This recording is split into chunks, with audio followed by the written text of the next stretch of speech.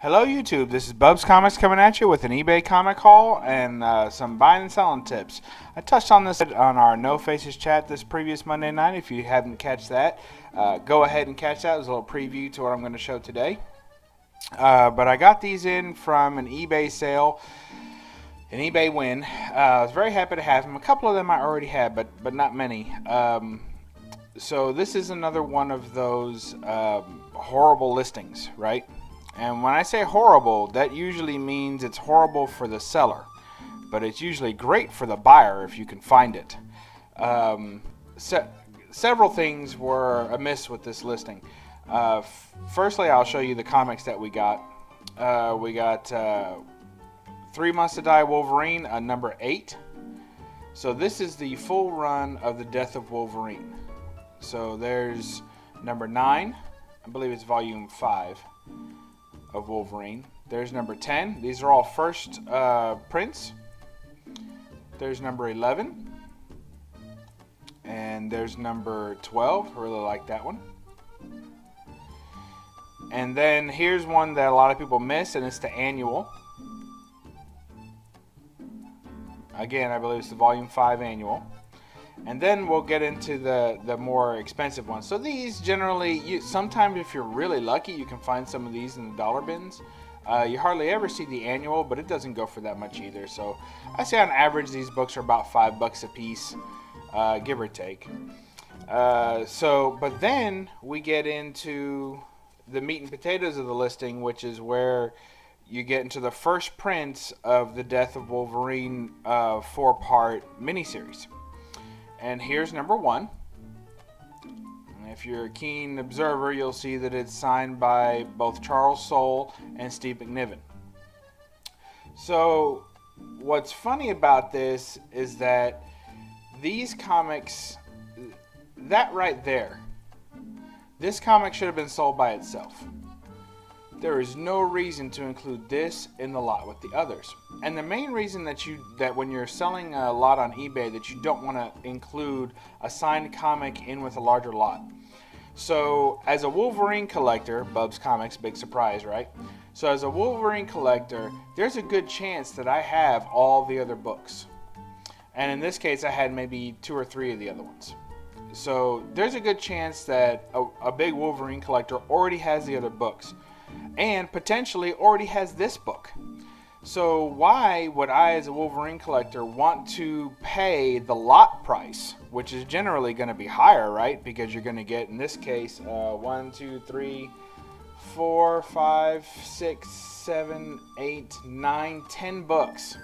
So in this case, why would I want to buy or pay for 10 books when I already have them all? And I'm only looking to collect these 2 signatures on potentially this book in particular, in fact. So you really don't want to have your signed comics mixed in a large lot. Now, if it's a lot of 1 or 2 and both comics are signed, in other words, let's say he had the entire run of the Death of Wolverine.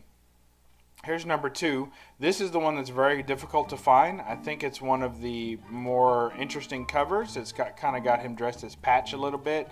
He's missing the patch, but he's got a little tuxedo tie on. These are all kind of like a hollow foil background covers. That signifies the first print. And that book alone is worth $30. So this one is another one, pretty first one. And then this, of course, is the most classic Death of Wolverine cover. So let's say you already owned 1, 2, and 3 of these, or all 4 potentially. Then why would you want to buy all 4 again and only one of them be signed? So if you already owned these, you wouldn't be interested in anything but this one.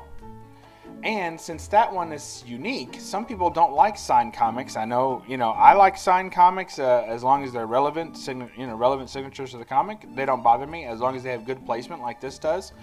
But a lot of people don't care for them. So if you're one of those people who doesn't care for signed comics, then you're not going to want to buy this whole lot, maybe because that one's in it. So anyway, the main tip is that when you have a lot of comics that you're going to sell, do not sell them with a signature. Put that separately and sell that separately. You can always, if you have multiple listings, you can always link in the listing and say, hey, check out my other listing, and show a picture of it in the description. Check out my other listing with Death of Wolverine #1 signed by, Soul and McNiven. You could always do that. So anyway, another thing that you might want to do is list these correctly. So the listing didn't tell you the total number of books you got, which always drives me crazy.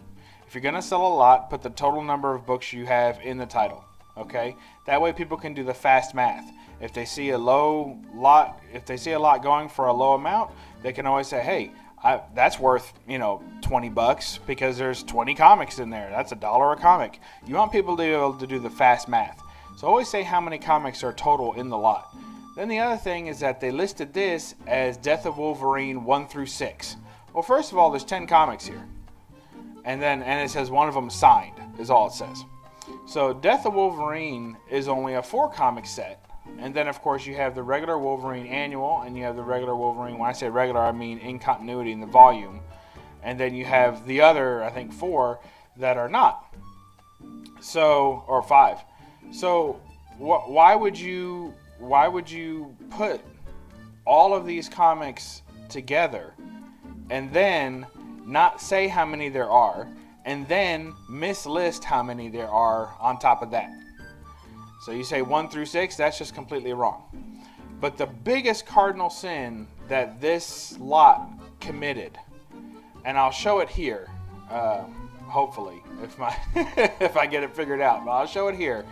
And what I want you to see is the actual description of this lot. And if you notice, it's listed as main character Batman. And it's also listed as the publisher as DC.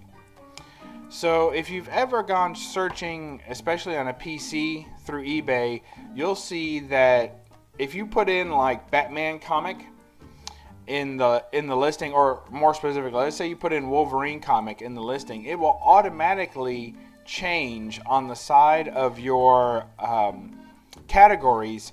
It'll automatically change publisher DC, main character Batman, and then list all the findings that it has under that listing, under that category. So when people search specifically, if you were to search, Death of Wolverine, you might have found it. There were very specific things you could have searched to find this anyway, but it's still mislisted, and a lot of people search for things via the categories. I don't, but a lot of people browse through the categories to find listings. And if you did that and you said, I'm looking for Batman comics, and you just typed Batman, or you just typed Wolverine comics, there's a good chance that this would not have popped up. So, in any case, I just thought I would share this with you. This was a ridiculous price that I got these for. It turned out that I was the only bidder. And that's when I know it's a bad listing. Because this is a comic set that I've been after for about a year. They're not particularly hard to find, but I wanted to find all first prints, and this one in particular is difficult to find without paying the money for it up front. So I didn't want to buy that separately and then have to hunt the others down, because I had a feeling I was going to find them all in a lot. Then I ended up with 2 of those. So I'm glad they've got them.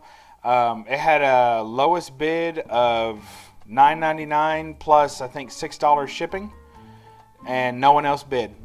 So I got it for the bottom price of $16 shipped, and I'm super happy with that. And basically it's all due to the listing not being done properly. So if you're a seller, then make sure that your listing is done well, and make sure that your categories aren't pre-filled, because that happens a lot. I personally never allow the categories to pre-fill. I always click away and say, no, new listing, new item. This is a new item. Don't let someone else's categories populate into your listing. And if you're a buyer, be wary when you're putting in search terms. Look over to the left. If you're on a PC, look over to the left and see if the categories pre-fill. And if they do, unselect them and go to all. click all at the top, and that way you get every category. And now you'll get a bunch of junk that you don't care about in there, but it's worth digging through those to get to stuff like this and to get them at a good price when other people don't. So that's my little tip of the day. I hope you enjoyed the small little haul too. And when you get done getting great stealth buys on eBay, go ahead and read a comic. Thanks. Bye.